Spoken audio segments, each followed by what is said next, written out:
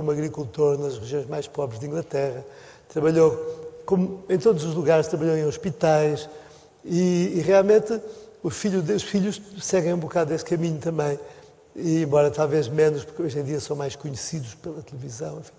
Mas mesmo Mas assim, os portugueses não podem optar. A Constituição portuguesa não permite isso, como se sabe. A Constituição jura a República, não é? E, portanto, enfim, é o que está.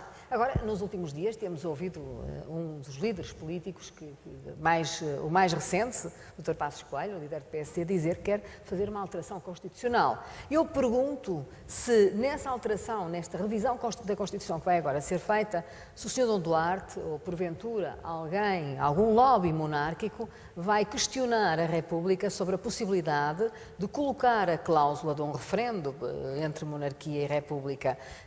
Se, por exemplo, eu sei que os senhores anseiam por isso, essa obrigação de jura na Constituição Portuguesa seja pela democracia e não pela República, pelo regime. Bom, na última revisão constitucional, a maioria dos deputados votaram para retirar da Constituição o artigo 288b, em que diz é inalterável a forma republicana de governo. A proposta monárquica é que passasse a dizer é inalterável a forma democrática do governo. Pois os deputados decidiram simplesmente retirar a fórmula e não a substituir por nada. Ora, não chegaram aos 2/3, por meia dúzia de votos no Parlamento. Mas, portanto, não deu para mudar a Constituição. Ora, esta Constituição, este artigo da Constituição, é um insulto ao povo português, porque diz que somos todos ineptos, incompetentes, não podemos decidir da forma de chefia de Estado que gostamos de ter. Por um lado é um insulto. Por outro lado é um insulto a todos os países da Europa que têm reis e rainhas como chefes de Estado.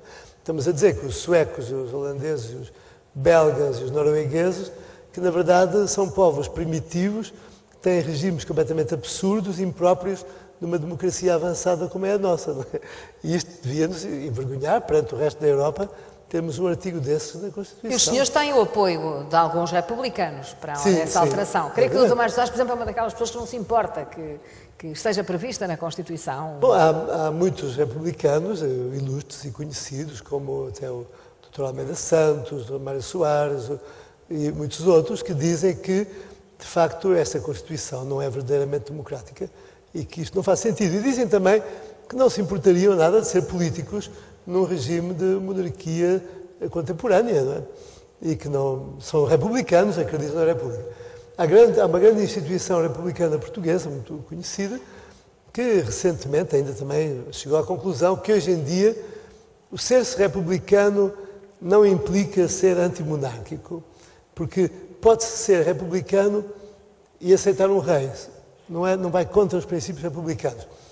O Partido Socialista Sueco, estivemos, Isabel e eu, na festa dos 60 anos do rei Carlos Gustavo, e houve um jantar no Parlamento.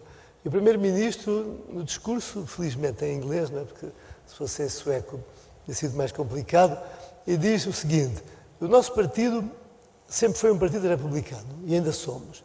Só que chegamos à conclusão que Sua Majestade o Rei é o melhor defensor da nossa República e a sua filha será o mesmo.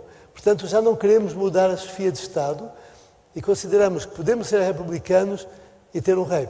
O mesmo diz o primeiro-ministro holandês, o mesmo, entretanto, disseram vários políticos importantes europeus. Resolveram um problema que os angustiava há muito tempo, que era, eles eram republicanos, mas os povos eram monárquicos e, portanto, em que situação é que eles ficavam, não é? Se houver, de facto, uma alteração constitucional dentro nesse sentido, se vier a acontecer um referendo, os senhores e a ala monárquica do país estão preparados para defender o regime monárquico? Bom, a grande dificuldade em defender a monarquia em Portugal é que os republicanos raramente têm argumentos. Em geral, baseiam a defesa do sistema republicano em preconceitos. Dizem que a monarquia é antiquada, que é ridícula, que é pouco democrática, que está fora de época e coisas assim. Ridicularizam, riem-se, mas não usam argumentos. É difícil discutir com preconceitos em vez de argumentos. Por outro lado, era preciso que a pergunta fosse honesta. Não pode ser como, por exemplo, foi feita a pergunta para o referendo do aborto, que estava toda a apontar num sentido de voto. Não é? Tem que ser uma pergunta séria, como prefere ter como chefe de Estado um Presidente da República ou um rei. Pronto, isso era uma pergunta séria. Não é? Agora, se perguntam, prefere voltar ao regime que tínhamos antes de 1910 ou qualquer coisa assim, não é?